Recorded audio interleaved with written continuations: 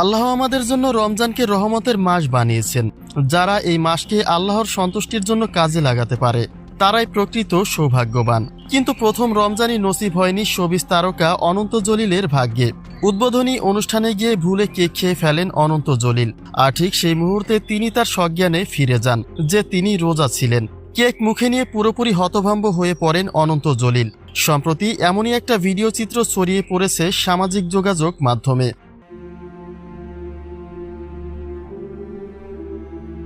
রমজানের প্রথম দিনেই আলোচনায় আসে অনন্ত জলিলের এই ভিডিওটি।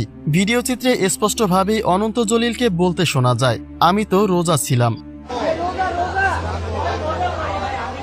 মূলত পরিচালক ইকবালের সঙ্গে কোনো একটা শোরুম উদ্বোধনী অনুষ্ঠানে উপস্থিত হয়েছিলেন অনন্ত।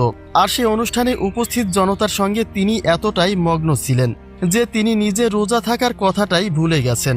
প্রতিনিয়ত উদ্বোধনী অনুষ্ঠান শেষে যেভাবে তারা কেক কাটেন ঠিক সেভাবে মুহূর্তগুলি কাটাচ্ছিলেন অনন্ত। কিন্তু তার সেই মগ্নতায় যে ভুল পথের কারণ হয়ে উঠবে তা বুঝতে পারেনি অনন্ত নিজেও। অবশেষে কেক খাওয়ার মুহূর্তে হতভম্ব হয়ে পড়েন অনন্ত জলিল।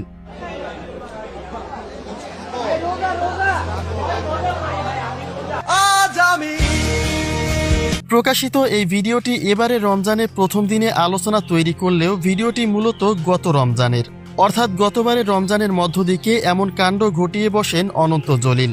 আর সেই ভিডিওটি নতুন করে আলোচনায় এসেছে এবারের রমজানেও। বর্তমান সময়ে অনন্ত জলিল এবং তার স্ত্রী বর্ষা উভয়ই অভিনয় জগৎকে বিরতি জানিয়েছেন।